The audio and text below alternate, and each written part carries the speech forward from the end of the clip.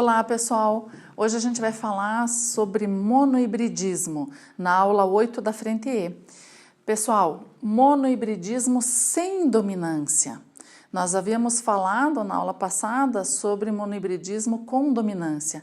Então eu fiz aqui um esqueminha, para a gente comparar a diferença entre com dominância e sem dominância. Vou começar pelo sem dominância, tá? Está sendo estudado aqui a característica da cor da flor boca de leão. A cor da flor pode ser vermelha, rosa e branca. Então, o cruzamento foi feito da mesma maneira que Mendel realizou com as ervilhas. Então, vamos dar uma olhadinha aqui. Na geração P de pura, cruzou flores boca de leão vermelha com branca. Vocês estão olhando aqui o esqueminha, vocês estão percebendo uma diferença quando a gente estudou a herança com dominância? Percebem que aqui a gente possui letras maiúsculas e minúsculas representando os genes. E aqui todas as letras são maiúsculas, justamente porque não há dominância, nem do alelo V sobre B e nem do B sobre o V. Por isso as letras são representadas, os genes, são representados pelas letras maiúsculas, tá? Então, essa herança sem dominância também é chamada de herança intermediária. Então, ao cruzar essas flores puras, uma vermelha e uma branca, as flores vermelhas originam seus gametas Vzão, as brancas originam seus gametas Bzão, e no momento da polinização, da reprodução, ocorre a formação de indivíduos Vzão-Bzão. E eu pergunto para vocês, que cor é esta? Será que é vermelha? Será que é branca? Não, pessoal, porque o vermelho não domina sobre o branco e muito menos o branco sobre o vermelho. Então, aqui vai aparecer flores rosas. 100% da primeira filiação são rosas. Isso realmente mostrando, que o vermelho não dominou sobre o branco e nem o branco dominou sobre o vermelho. Apareceu uma terceira cor. Sempre que o fenótipo do nosso heterozigoto apresentar uma terceira cor, que não sejam dos homozigotos, isso trata-se de uma herança sem dominância. Nesse caso aqui, essa herança é chamada de semidominância. Semidominância. Tá? Semidominância. Quando o fenótipo apresenta uma mistura, pessoal? Uma mistura das características dos indivíduos homozigotos. Então, é como se eu pegasse um pouco de tinta vermelha, fosse acrescentando branca e misturando até obter um tom rosa, tá? Então, foi isso que aconteceu aqui. Bom, vamos cruzar F1 com F1 para obter a segunda filiação, a segunda geração. Os gametas de indivíduos Vzão-Bzão, gametas V e B, gametas do indivíduo Vzão-Bzão também V e B, fazendo todas as possibilidades entre os gametas masculinos com os femininos, a gente obtém esse resultado na geração F2. Então, Vzão-Vzão, Vzão-Bzão, Vzão-Bzão e Bzão-Bzão. Vamos interpretar aqui, qual seria a proporção do genótipo? Eu vou colocar pequenininho aqui, o meu espaço é pequeno, mas para vocês só entenderem a diferença da herança sem dominância com dominância.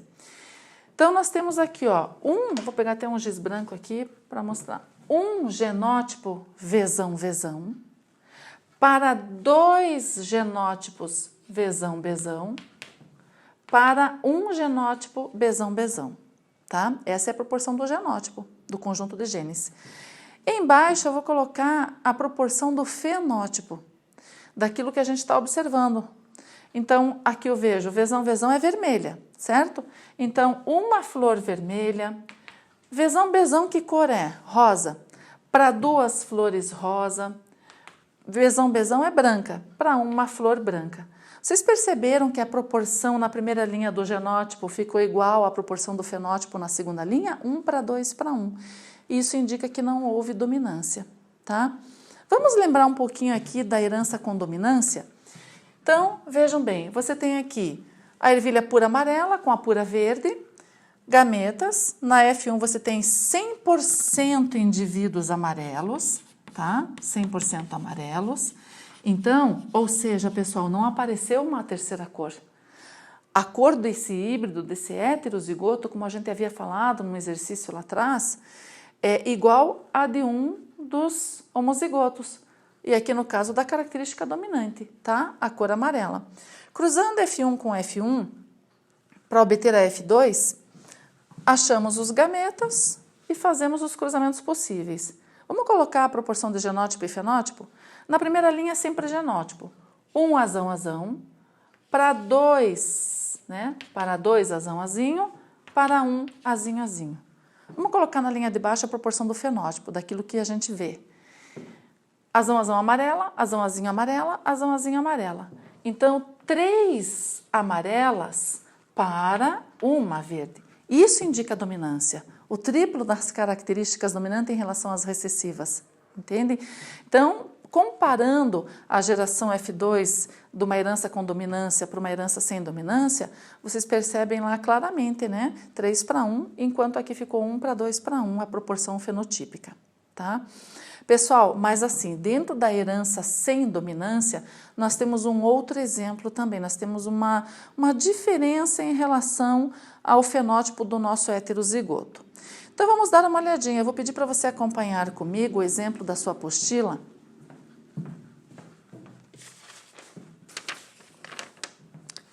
Na página 23, você tem a cor do pelo de uma raça de gado da raça Shorter. Tem o gado avermelhado, tá? O vezão para vermelho, e o gado branco, tá? Bezão para branco. Quando cruzados essas gerações puras, originam em indivíduo F1 também aqui é um heterozigoto, tá? Qual é o fenótipo desse heterozigoto aqui? Será que nasceu rosa? Será que existe boi rosa? Não, né, gente? Então, aqui vai ter uma diferença em relação a esse primeiro exemplo. Aqui não ocorre mistura das características dos homozigotos. Aqui os alelos se preservam e mostram distintamente as duas características dos homozigotos. Como assim, prof?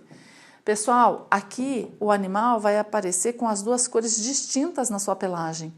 Ele vai ser vermelho com manchas brancas. Ele vai apresentar as duas tonalidades, sem haver a mistura. Quando acontecer isso, dos alelos preservarem as características distintamente, vão apresentar ambas características, a gente chama isso de codominância. Codominância, são alelos codominantes, tá? Como mostra para você aí na sua apostila. Então, fazendo o cruzamento aqui de F1 com F1, obtendo a geração F2, você vai ter aqui a proporção genotípica, né? 1 vezão, para 2 vezão, para 1 bezão. E a proporção fenotípica ficaria um gado com a pelagem avermelhada, né? Um genótipo, né? Não um gado. Um genótipo para pelagem avermelhada, 2 genótipos para pelagem malhada, onde vai apresentar tanto vermelho quanto branco, né? O gado vai ter essas duas tonalidades. Essa pelagem malhada é chamada de ruão ou ruana, tá? Então, 2 ruões ou ruanas para 1 branco, tá? Ficou esquisito isso, né? Mas eu vou repetir. 1 genótipo vermelho, avermelhado, 2 malhado e 1 branco. Ok, minha gente? Bom, então vocês perceberam a diferença do exemplo 2 para o 1? Aqui não ocorreu mistura e lá ocorre mistura. Vamos citar outros exemplos para você entender bem. Esses exemplos também estão citados na sua apostila. Aqui, olhando nessa página 23, você percebe ali hemácias, tá? A hemácia normal é a primeira foto que você tem ali. O genótipo é HB-azão, HB-azão. HB é a abreviação de hemoglobina que está presente na hemácia. Essas são hemácias normais, o indivíduo é homozigoto, tá? Bom, indivíduos afetados, na figura de baixo, você tem lá HBSzão, HBSzão. São indivíduos que têm hemácias deformadas em forma de anemia. Em forma de foice. Por isso, quem tem as hemácias assim tem uma doença chamada anemia falciforme, porque as hemácias adquirem esse formato de foice. Então, é uma anemia gravíssima, leva a pessoa à morte. As hemácias são deformadas.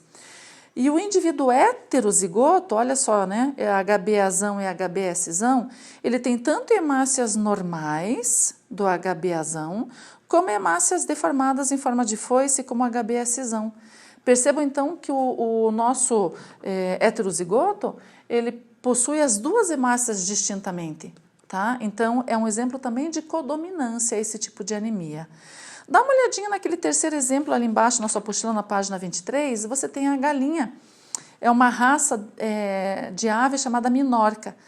Você tem as aves todas brancas, que seria besão-besão, as aves todas pretas, que são pesão-pesão, e a mistura delas, o cruzamento delas, né? Vamos supor um galo preto manda o gameta pesão, a galinha branca manda o gameta besão, pesão-besão, não dá uma mistura, não vai nascer uma galinha cinza. Se nascesse uma galinha cinza, uma mistura, seria um caso de semidominância. Aqui a galinha, como você está observando, apresenta as duas tonalidades distintas, as duas cores distintas. Ela tem tanto preto quanto branco nas suas penas. Então, ela apresenta o quê? Uma codominância, tá? O heterozigoto apresenta as duas tonalidades. Então, a gente chama essa galinha de malhada, de andaluza, carijó, tá? Ela apresenta essa tonalidade aí distinta. Tudo bem, pessoal? Então, e só para a gente retornar um pouquinho, na questão da semidominância, a gente só tinha citado o exemplo da boca de leão, né? Na sua apostila também tem outros exemplos. Eu sugiro a você que dê uma olhadinha lá, faça os exercícios. Inclusive a questão do cabelo, né? O cabelo seria um caso de semidominância. Você tem os extremos, o cabelo crespo, cesão, o outro extremo do crespo é o liso, é lisão. Gameta e cesão, gameta é lisão, fecundação, você tem um heterozigoto, cesão é lisão. Que tipo de cabelo seria esse? Crespo? Não. Liso? Não. Esse aqui é um cabelo ondulado, é aquele cabelo cacheado, tá? É uma mistura do crespo com o liso. Tá? Então, fica o cabelo cacheado, tudo bem? Ou ondulado. Então, o tipo de cabelo obedece a essa lei aqui, sem dominância, do tipo semidominância. Só para encerrar essa aula, depois desses exemplos de herança sem dominância, tem alguns conceitos ali sobre expressividade, penetrância. Então, é o seguinte, pessoal, vamos imaginar uma pessoa que seja dominante para polidactilia, tá? A expressão do gene em pessoas com polidactilia pode ser diferente. Por exemplo, eu sou polidáctila, mas eu posso ter apenas um dedo a mais do que o normal, então eu posso ter a mão com 6 dedos. Uma outra pessoa polidáctila pode ter na mão 7 dedos. Então, o gene se expressa, mesmo sendo dominante, mas ele se expressa de modo diferente em determinados organismos, tá? E com relação à influência do ambiente, aquele caso que a gente comentou com vocês em relação à obesidade, muitas das nossas características, porém não todas, mas muitas características são influenciadas pelo meio, pelo ambiente. Então, o exemplo da obesidade, o ambiente, a falta de exercício, a dieta não dentro dos conformes, isso faz com que eu realmente fique obesa.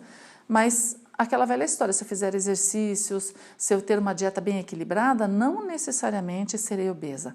Então, o gene, ele sofre a influência do meio, tá? Agora, por exemplo, o tipo sanguíneo, A positivo, que é o meu tipo, isso não depende da influência do meio, né? Então, muitas características são influenciáveis, outras não, tá? Até a questão lá da postura dos ovos da tartaruga. Quando a tartaruga faz o buraco lá na areia e ela coloca seus ovos, aqueles que ficam mais próximos da superfície, que vão ficar mais quentes, o estímulo, a temperatura mais alta faz com que se desenvolvam fêmeas. Os ovos que ficam mais abaixo, no buraco mais longe da superfície, no fundo, né, mais longe da superfície, em que a temperatura é um pouco menor, faz com que esse é o estímulo que se desenvolvam machos, tá? Então, o ambiente ele pode influenciar sobre várias características, mas não em todas elas. Tudo bem? E mesmo, por exemplo, você imagina assim, professora, mas se polidactilia é uma característica dominante, por que a maioria das pessoas não tem polidactilia? Existe uma questão de que o gene para polidactilia, mesmo sendo dominante, ele penetra em 85% da população. Então, 85% da população que tiver o gene dominante para polidactilia, vai expressar polidactilia. Mas 15% da população, mesmo tendo o gene dominante para polidactilia, o gene não se manifesta e a pessoa então não apresenta polidactilia, tá? Então, tem essa questão também da penetrância completa ou incompleta. Bom, pessoal, então é isso, ficamos por aqui, façam os exercícios e vamos nos conversando aí num próximo momento, ok? Fiquem bem, muitos beijos e até a próxima.